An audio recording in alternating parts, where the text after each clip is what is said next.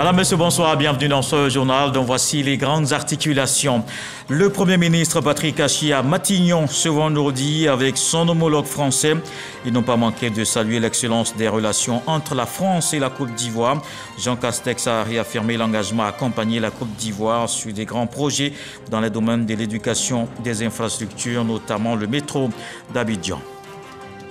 Le gisement baleine au centre des échanges entre le ministre du Pétrole et des investisseurs internationaux.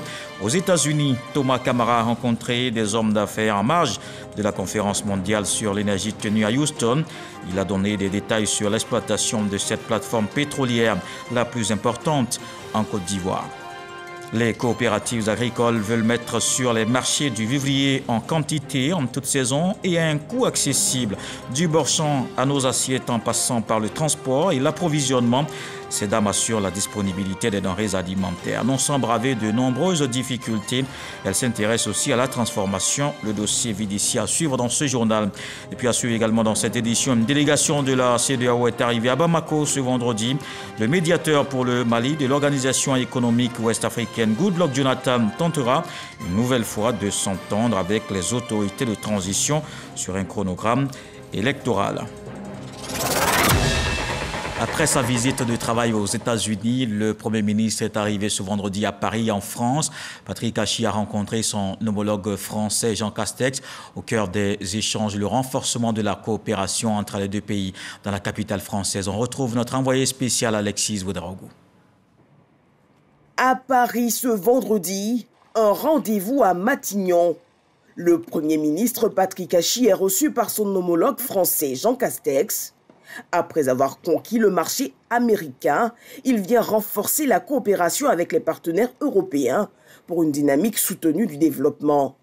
Le ministre français n'a pas manqué de saluer l'excellence des relations entre les deux pays, avec notamment de grands projets soutenus par l'Agence française de développement AFD ou encore le C2D.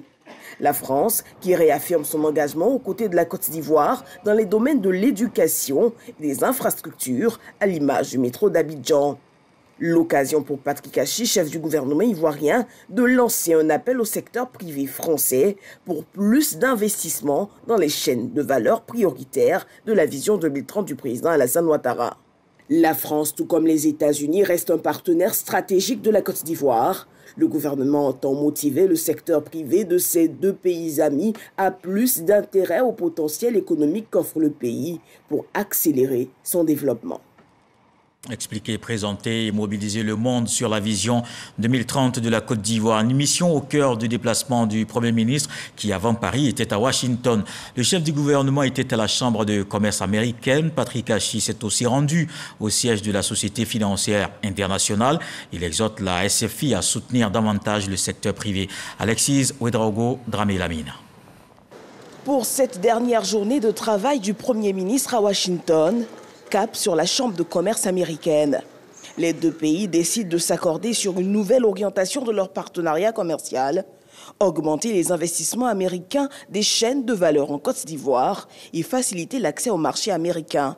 On a eu un entretien extrêmement riche après lequel on a bien compris qu'ils sont décidés à apporter à la Côte d'Ivoire un support, mais qu'ils attendent également de la Côte d'Ivoire d'ouvrir ses portes pour le secteur privé. Nous leur avons dit que la philosophie du président dans la vision 2030 était réellement que le gouvernement se mette avec le secteur privé ensemble pour pouvoir intégrer dans la chaîne des valeurs mondiales les principaux produits que nous produisons pour le bonheur de nos populations et pour le bonheur également pour nos entreprises et nos deux pays. Un bureau anglais dédié aux investisseurs américains et anglo-saxons sera mis sur pied.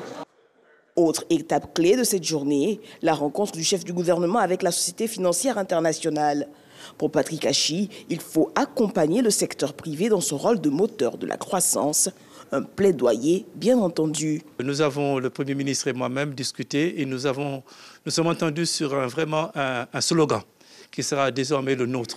Nous n'allons pas financer des projets, nous allons financer des chaînes de valeur. Cela dit tout, cela dit que nous allons travailler pour avoir des résultats, pour créer des emplois, parce que c'est en développant ces chaînes de valeur qu'on peut créer les emplois et qu'on peut créer cette croissance à long terme. Donc c'est une vision nouvelle que nous avons discutée et que nous allons mettre en œuvre, qui vise à voir le projet comme un instrument qui permet de développer la compétitivité des chaînes de valeur et par conséquent créer plus d'emplois et de croissance en Côte d'Ivoire. Mercredi, Patrick Achi poussait les portes du Trésor américain, une audience avec Alexia Latortue pour renforcer la coopération entre les deux pays.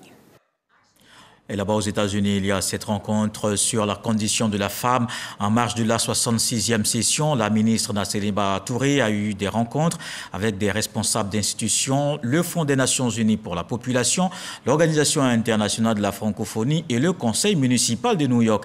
Des échanges en vue de renforcer le partenariat pour l'amélioration des conditions de la femme en Côte d'Ivoire. Envoyé spécial à New York, Ami Sissoko. À New York, où elle se trouve depuis quelques jours, la ministre Nasséréba Touré déroule un agenda bien chargé. Entre les travaux de la 66e session de la condition de la femme à l'ONU et les rencontres bilatérales avec différents responsables d'institutions. Avec Jenny Keita, la directrice exécutive adjointe de l'UNFPA, il a été question de la mobilisation des ressources financières auprès des institutions arabes en vue du financement des projets en faveur des femmes. Au nom du gouvernement ivoirien, je voudrais vous dire merci pour cette belle collaboration que nous avons en Côte d'Ivoire sur le développement du capital humain au niveau des violences basées sur le genre, au niveau de l'application Chance qui permet à beaucoup de jeunes filles de notre pays de retrouver leur dignité. Et aujourd'hui, nous souhaiterons que cette collaboration-là puisse se fortifier. Le capital humain dont vous parlez, c'est véritablement l'essence même du développement humain. Et la Côte d'Ivoire a fait de cela une priorité. Et les programmes qu'on a en œuvre en Côte d'Ivoire vont aider à cela. Mais encore, ce qui m'a plu dans cette visite, c'est votre vision dynamique et proactive. Avec les autorités municipales de New York, Nasséréba Touré a évoqué l'idée d'un partenariat entre la ville d'Abidjan et la mairie de New York. Vice-présidente de l'Union des villes et communes de Côte d'Ivoire, pour elle qui a longtemps résidé dans cette ville américaine, cette collaboration sera bénéfique à la perle des lagunes. La ville d'Abidjan a signé plusieurs partenariats avec des villes en France comme celle de Nice, mais je pense qu'avec New York, Abidjan pourra avoir beaucoup d'échanges d'expériences. La ministre de la Femme, de la Famille et de l'Enfance s'est également entretenue avec la représentante permanente de l'Organisation internationale de la francophonie, OIF, Iphigénia Kontoleontos. Les échanges ont porté sur le renforcement de la coopération entre l'OIF et le gouvernement ivoirien, notamment dans le cadre de la formation des auditrices des institutions de formation et d'éducation féminine, IFEF. La représentante de l'OIF s'est félicitée de cette visite et a indiqué la disponibilité de son institution à accompagner toutes les initiatives de formation et d'apprentissage. Ici en Côte d'Ivoire, le coordonnateur résident du système des Nations Unies était chez le médiateur de la République. Philippe Poinceau et Adama Tungara ont évoqué les voies d'une coopération entre les deux institutions qu'ils dirigent. Le reportage de Sidonie Davila. C'est une rencontre entre deux institutions. La première, le médiateur de la République. La seconde, le système des Nations Unies. Ensemble pour explorer des pistes de partenariat.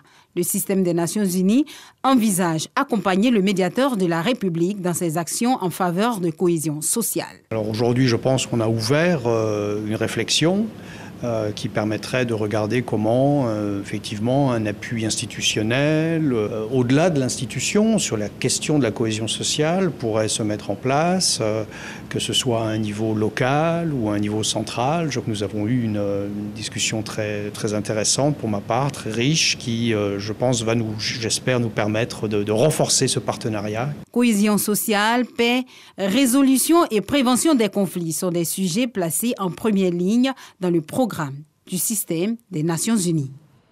Ils sont 97 qui ont reçu une médaille de la Grande Chancellerie, une distinction qui couronne leurs efforts au travail. Au nombre des récipiendaires, des agents de la RTI, dont la directrice des journaux d'information Abiba Dambélé Saoué, la directrice de Radio Côte d'Ivoire, Salih Sylvie Konaté, et des membres de l'équipe de l'émission C'est Midi. D'autres personnalités œuvrant dans le social, la culture, les arts, le public et le secteur privé ont été récompensés. Le reportage de Moussa Konaté. ces personnalités reçoivent des médailles, une reconnaissance de la nation pour services rendus. Elles sont au nombre de 97 à recevoir ces insignes du mérite dans les différents ordres de la République. Je suis extrêmement honorée de pouvoir recevoir cette distinction en tant que chevalier de l'Ordre national de Côte d'Ivoire, en étant la première femme pilote de ligne ultra long courrier cargo de Côte d'Ivoire. Ce sont des sentiments de fierté, mais de responsabilité également que je ressens, mais de reconnaissance par-dessus tout, reconnaissance au président de la République. C'est un des plus beaux jours de ma vie, voir porter sur sa poitrine une telle décoration. Pour cette vague, on note 55 officiers et 15 chevaliers dans l'ordre national, 22 officiers et 5 chevaliers dans l'ordre du mérite ivoirien. Nous exprimons vraiment toute notre gratitude pour avoir reconnu la qualité de notre travail. Je pense que nous pouvons dédier aussi cette médaille à ma dynamique équipe du secrétariat technique du CE2D. Je suis très heureux, très ému d'avoir à mes côtés tout un monde, le monde des artistes, qui a permis que je puisse accéder donc à cette distinction. Le groupe RTI est honoré à cette célébration du mérite. Abiba Dambélé, directrice des journaux d'information, la directrice de Radio Côte d'Ivoire, Salisilio Konaté, Joseph Andjou, Caroline Da Silva, Jean-Michel Onet et Dr Philo sont également distingués. En novembre dernier déjà, on recevait la plus haute distinction des mains du président de la République. Et aujourd'hui encore, nous sommes là pour dire que ce que nous faisons est reconnu.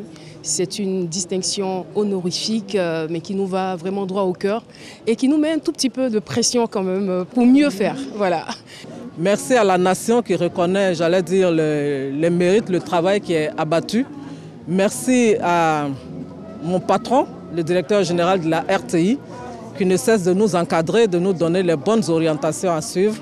Merci à tous mes collaborateurs à qui je dédie cette médaille. Cette distinction est pour toute la rédaction, toute la direction des journaux d'information et toute la RTI. Tous ces journalistes qui se sont battus pour hisser haut le journal de 20 heures de la RTI, qui est le journal le plus regardé, la tranche la plus vendue. Nous avons récolté beaucoup de récompenses, plusieurs prix et bonis. La concurrence est là, mais nous nous maintenons et nous allons faire mieux en 2022. Au nom du chef de l'État, la grande chancelière a félicité et encouragé les personnalités distinguées.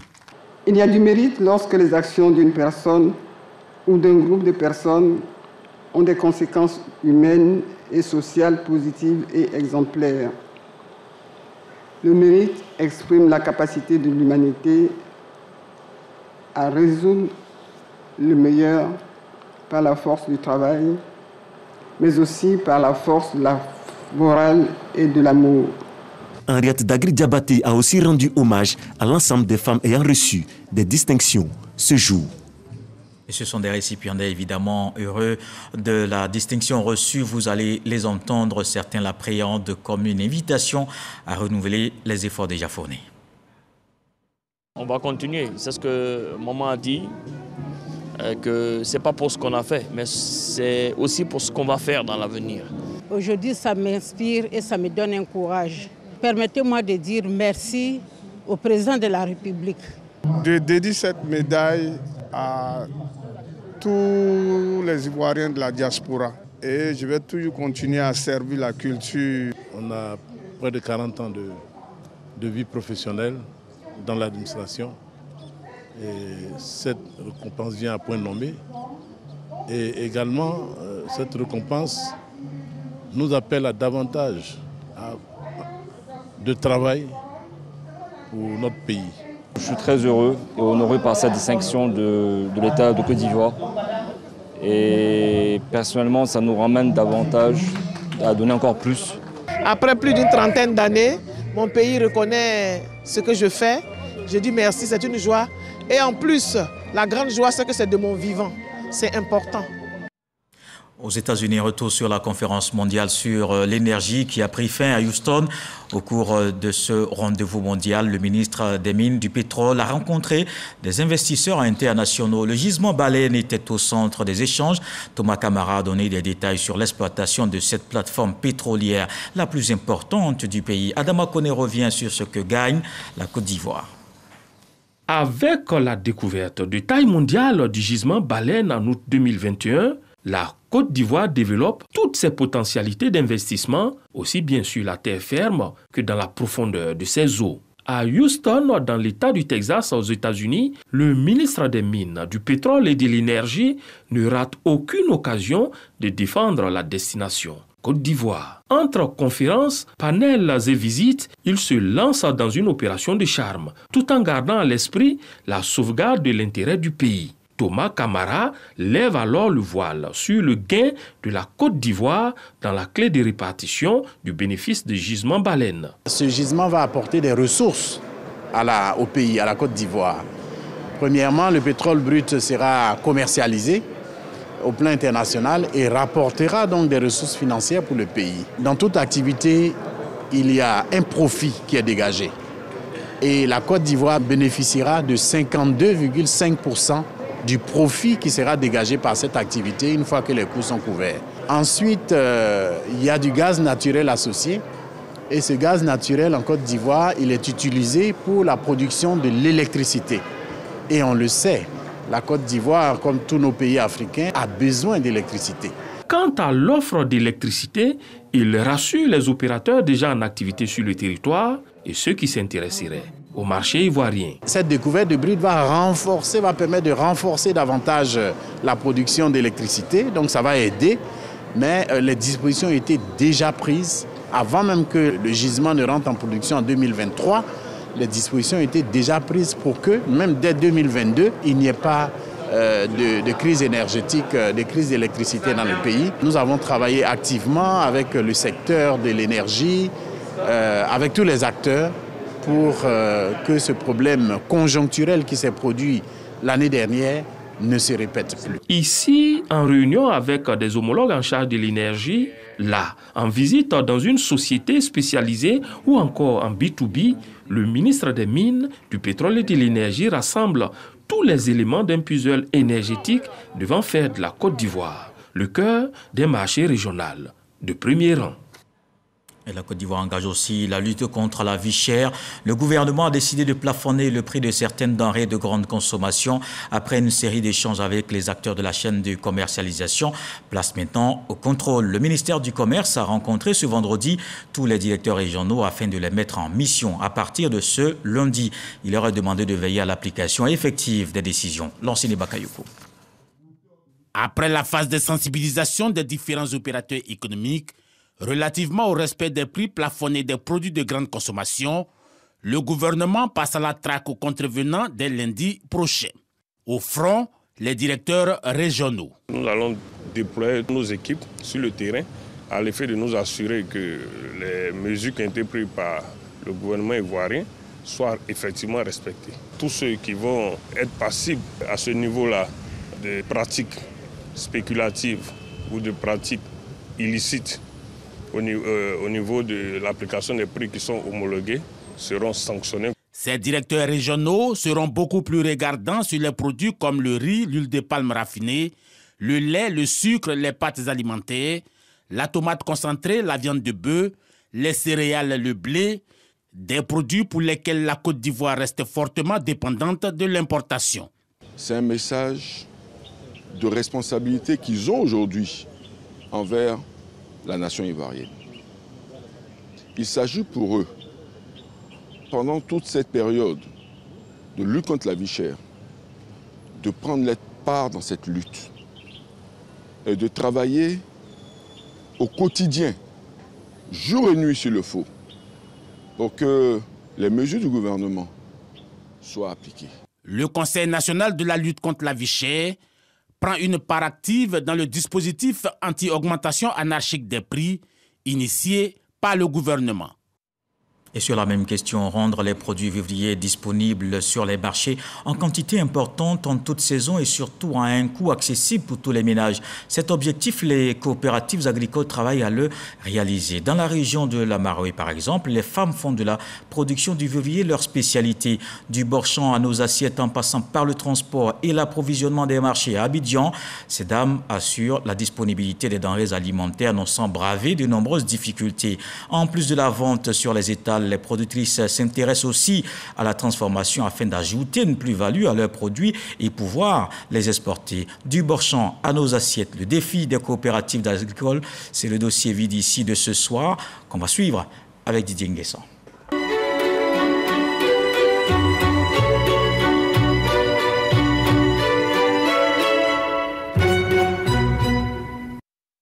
Zansra, sous-préfecture, à une vingtaine de kilomètres de Zionoula. Ces femmes de la coopérative Kofagnaz se rendent sur leurs parcelles. Elles y cultivent des produits vivriers comme le manioc, l'arachide, l'aubergine et le piment. Ce matin, elles nettoient le champ d'igname. Nous avons choisi le Florido parce que c'est le Florido qui donne beaucoup maintenant. C'est la variété qui donne beaucoup maintenant. Mais des bêtes, on ne trouve pas beaucoup chez nous ici. D'une culture à une autre, ces femmes gourous ne rechignent pas dans l'effort. Les productions de ces champs sont destinées en priorité à la consommation locale. La plupart de nos récoltes, nous les donnons à l'école pour que nos enfants puissent être bien. Maintenant, le reste, nous collectons ensemble pour converger sur Abidjan pour vendre. De Zansra à Menfla, une autre bourgade située à 12 km de Zionoula, la motivation est la même. Mais ici, on compte produire du vivrier à une grande échelle. Sur ce périmètre de 15 hectares aménagé par l'Union européenne et le FIRCA, le Fonds interprofessionnel pour la recherche et le Conseil agricole, il est prévu de développer les filières manioc et maraîcher.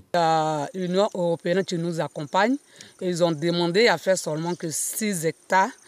D'abord, on leur dit merci d'abord pour le commencement, c'est déjà quelque chose. Nous voulons faire au moins 3 hectares d'aubergine, 3 hectares de piment, de la tomate, un peu de tout. Donc, s'il y avait des moyens pour faire les 15 hectares, ça allait vraiment nous arranger. Produit en grande quantité pour ravitailler les marchés, une approche qui pourrait impacter les prix à la consommation. La région de la Maraoué, connue pour être une des mamelles nourricières du pays, transmet de génération en génération ce savoir-faire en production agricole. En attendant la pratique du projet, deux problèmes demeurent. La semence. Quand le président de la Zinoula, on nous avait donné quelques semences, mais ça, ce n'est pas suffisant. Ça, c'est fini, ça ne suffit pas. On a encore besoin des semences. Le transport des récoltes. Pour mettre dans le camion, c'est 3 000 par sac. Ça dit les chargeurs, là, et ils ont 500 sur un sac. Et puis celui qui a un camion, là, lui, il a 2500. Ça fait 3 000 par sac. Ça dit quand on finit, on enlève les dépenses, les frais de route, tout ça, on n'a plus rien. Après le Borchamp, les produits agricoles arrivent sur les marchés. Nous retrouvons Zambier Louirier à Yopougon Nouveau Goudron.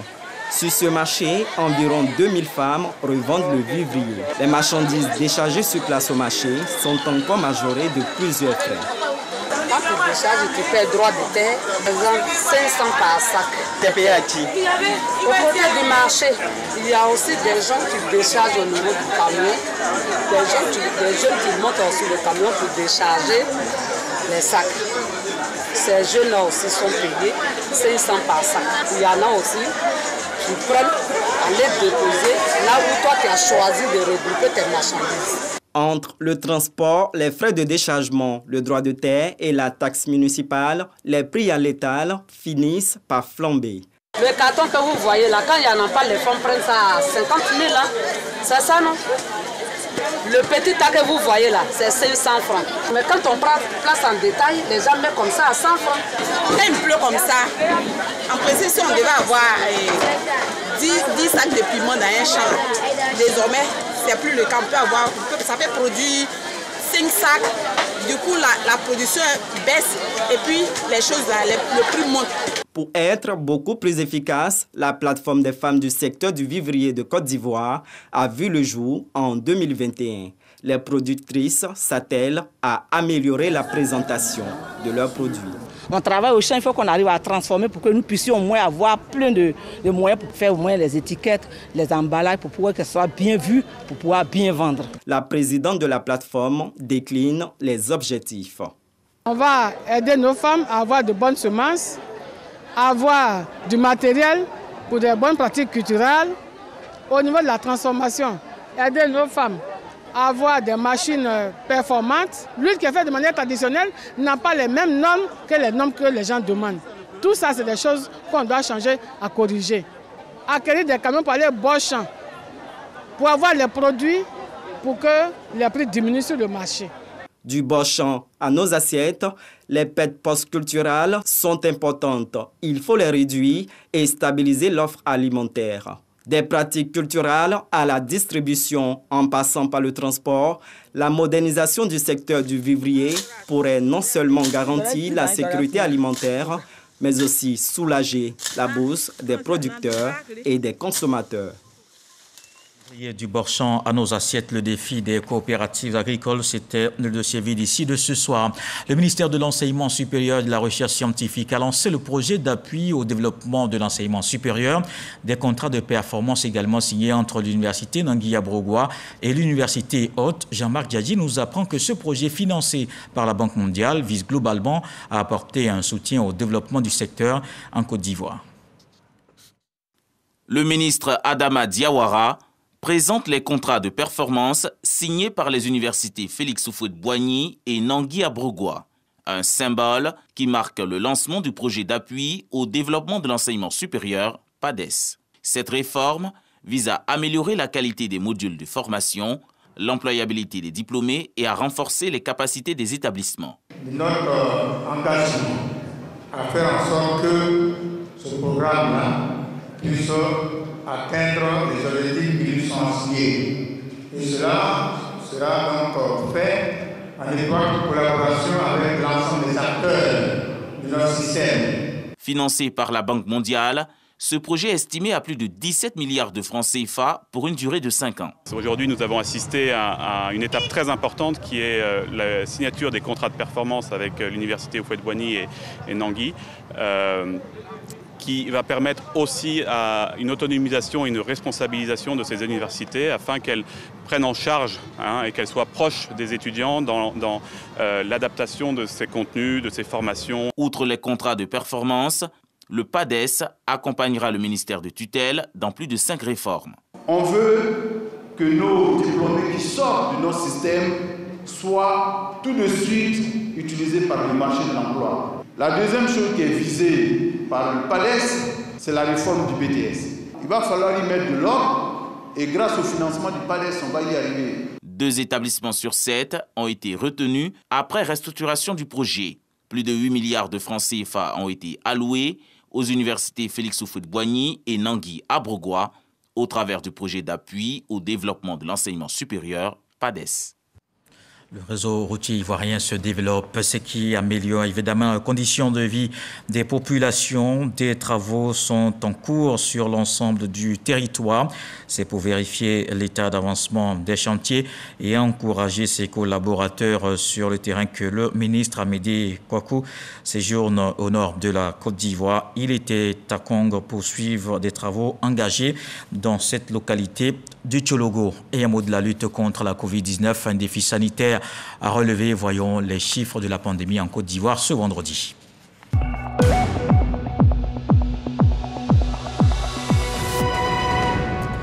Le ministère de la Santé, de l'Hygiène publique et de la couverture maladie universelle a enregistré ce vendredi 6 nouveaux cas de Covid-19, 12 guéris et 0 décès. À la date du 18 mars 2022, la Côte d'Ivoire compte donc 81 643 cas confirmés, dont 80 790 personnes guéries, 796 décès et 48 cas actifs. Au total, 10 579 621 doses administrées contre la Covid-19. Et bonjour Paris, c'est demain samedi 19 mars à la Maison de la Mutualité. L'équipe de production de la RTI et les humoristes sont déjà dans la capitale française depuis quelques jours. À leur arrivée, ils ont été reçus par l'ambassadeur de la Côte d'Ivoire en France, Maurice Kouakou Bandaman, a invité les Ivoiriens de la diaspora à se mobiliser pour ce grand rendez-vous du rire. De Paris, le reportage de Kone Pagasoro de Madongui. Aéroport international Félix Houphouët-Boigny, il est un peu plus de 21h. Papitou, humoriste ivoirien, doit se rendre en France dans le cadre de Bonjour Paris. Il est accompagné à l'aéroport par son épouse, ses frères, ses soeurs et ses proches. Je peux dire merci à la RTI parce que c'est ma deuxième fois que je s'en va à Paris. Dans mon sac là, petit mon sac là, ça là, Il y a beaucoup d'humour dedans. C'est ça, il y a baillé là-bas. Les techniciens de la radio-télévision ivoirienne RTI également du voyage. Une fois embarqués et après 6 heures de vol, Papitou et tous les humoristes accueillis à l'aéroport Roissy-Charles de Gaulle de Paris par le producteur délégué de Bonjour. L'ambiance est électrique. Je suis venu à l'aéroport là pour accueillir les blédards, tous les autres collègues, les amis, l'équipe de la RTI qui vient d'Abidjan pour Bonjour 2022. Suivez-moi encore la scène là, elle vient d'arriver, elle s'appelle Priscille la dégameuse. Alors, bonjour Priscille. Maman à lunettes. Voilà. La Germaine, je cherche Germaine. Après l'aéroport, direction la maison de la mutualité dans le 5e 24, rue Saint-Victor, pour une visite de la salle qui doit servir pour le grand rendez-vous du riz de la RTI. Pour la 2e édition de Bonjour Paris, on est en train de déballer progressivement, n'est-ce pas, tout ce qu'on a promis à tous les Parisiens, parce que ceux qui sont ici doivent voir autre chose de Bonjour. C'est la 2e édition, donc nous comptons vraiment mettre le paquet pour donner le meilleur à toutes ces personnes. À côté de ces humoristes, des artistes chanteurs, Billy et Rémi Adam. Les 19, c'est gâté avec Rémi, oh yeah. On s'en va là-bas. Rendez-vous le 19, ça va bien se passer, bim. La visite de la salle terminée, cap est mis sur l'ambassade de Côte d'Ivoire en France, où équipe de production, partenaires, humoristes et artistes chanteurs reçus par l'ambassadeur Maurice Kwaku Bandama. Et pendant leurs échanges, le diplomate ivoirien reçoit un coup de fil depuis le plateau de ce midi à Abidjan. Depuis que je suis là avec la Covid, je n'ai pas eu l'occasion de communier avec les Ivoiriens. Donc j'ai sollicité du DG de la RTI qu'il puisse organiser ici à Paris l'émission Bonjour. C'est chose faite parce que je suis entouré de tous les grands humoristes de Côte d'Ivoire. Donc ils sont venus pour nous enjailler ici à Paris. L'arrivée de Bonjour, émission humoristique à succès de la RTI à Paris, saluée par l'ambassadeur Maurice Kwaku Bandama et l'ensemble des Ivoiriens de France. Je veux dire à nos compatriotes de la diaspora que leurs humoristes préférés sont là. Ce n'était pas un effet d'annonce, ce n'était pas de la NAC. Je les invite donc le samedi à venir nombreux à la maison de la mutualité pour communier avec les meilleurs humoristes. Donc venez, on va s'enjailler parce que vous aurez sur Paris des bords d'enjaillement. Merci. On va s'enjailler. Rendez-vous donc demain à Paris à la maison de la mutualité. Ici en Côte d'Ivoire, le ministre Adama Diawara a procédé à l'inauguration de la mosquée Aboubakar Siddiq Diabaté à Yopougon. Il a exhorté les fidèles musulmans à pratiquer un islam de tolérance avant de leur demander de prier pour la cohésion sociale dans le pays. Issa Tchonayo. Brahima Diabaté est l'imam principal de la nouvelle mosquée Aboubakar Siddiq Diabaté d'Adiopoudoumé au kilomètre 17 à Yopougon.